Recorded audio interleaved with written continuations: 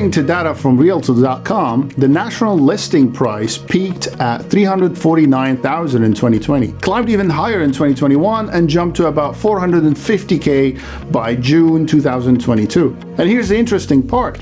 June 2022 is also when inflation peaked at 9%. So we had housing prices surging at the same time inflation was hitting its highest level in decades. Since then, inflation has cooled dramatically. And yes, housing prices have cooled too. But let's be very clear about a common misunderstanding. Cooling doesn't mean going back to 2020 prices.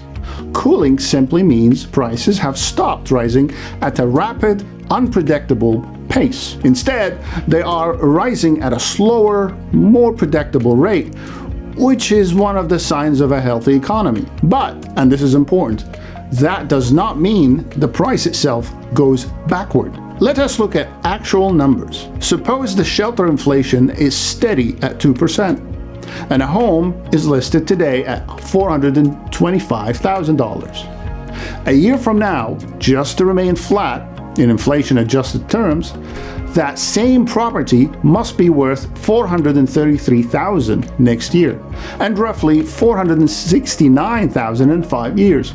So even in a low inflation environment, home prices naturally drift higher over time. And of course, housing isn't just about inflation.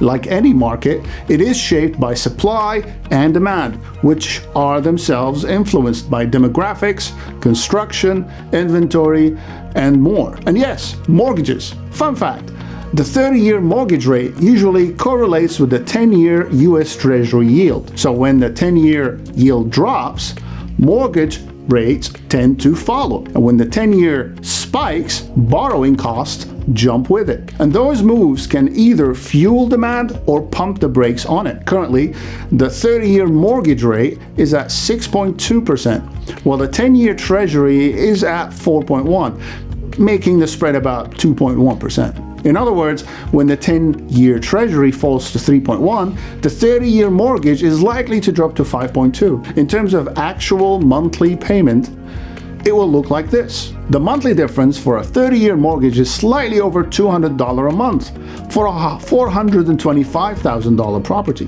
But what if there is a 50-year mortgage option? If such option is available, the spread would likely exceed 2.1, potentially reaching 3 or even 4%. That would put the mortgage rate at 7.2 or even higher, which means the monthly payment on the same property from our earlier example would end up roughly unchanged, despite the different structure, all while doubling the total cost of interest. So when you hear housing is cooling, remember, it doesn't mean prices are falling. It means the pace is stabilizing. And the real story sits at the intersection of inflation, supply and demand, and the all-important mortgage market. I'm Tammy Beck. See you next time.